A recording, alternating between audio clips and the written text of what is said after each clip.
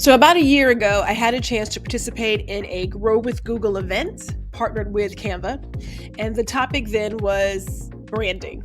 And Canva gave every participant this really beautiful PDF that allowed us to capture our brands, understand color, put in our logos, fonts, the whole 9 yards. And at that point, I just didn't think that I needed it because I was on the free version of Canva.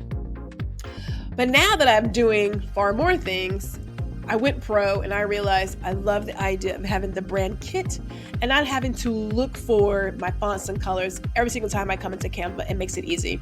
So under brand, which is a paid feature, you will see brand kit, brand templates, and then brand controls. And your controls pretty much says who can and can't touch something so that, again, everything stays cohesive across all the boards. That is your social media posts, your business cards, your Facebook ads, whatever. You want that cohesive marketing look for your brand. So we're going to create a new one. And I am going to type in some letters here. Let's put something in there. Great. So this is to create, again, a set of branded templates. We'll have your colors, fonts, your logos, stay on brand. It makes it easy. Like there's no thought to it. So if you, as you grow, scale your business, bring in somebody to help you with the process, they don't have to think about it. They can go to your brand kit. They can use the brand templates and everything should be on point. Let's get started.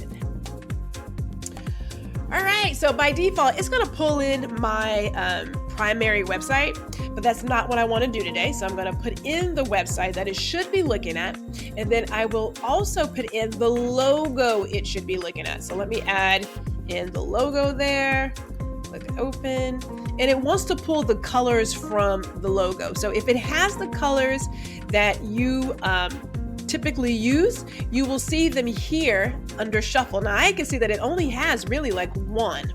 So I need to add in, let me add in 2 more colors there because it didn't pull all of my colors out of this logo.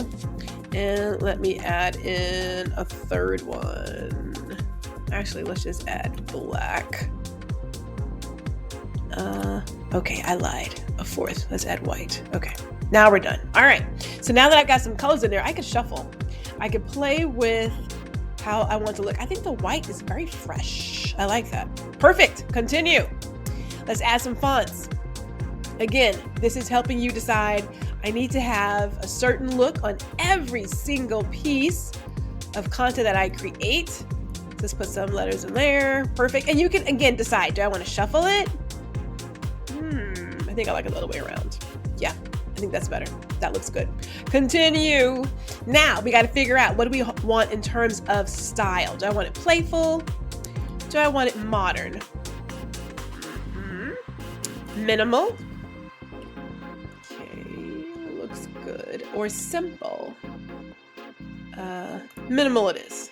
Perfect. Continue. So now, yes, I know. Now it is going to create this collection of branded templates for you. It's going to do the poster, the email header. It's going to do your business cards, Instagram posts, your stories. It's doing all of those things for you. So I now have the chance to go in and browse my templates because I have created my brand kit. I have my templates. They've been saved in the folder templates. And let me just look at them. Let's see what it created for me. Let's see here. Oops, hold on. I'll just refresh it. It's still uploading. And let me go to my brand templates. And there we go. Okay, yeah. And I can see that it is still uploading all my templates in there because they don't have all of them. And that's fine.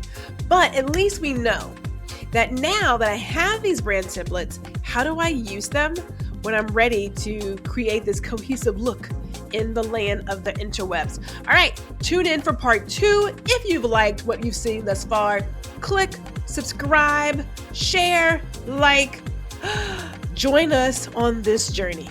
We'll see you soon.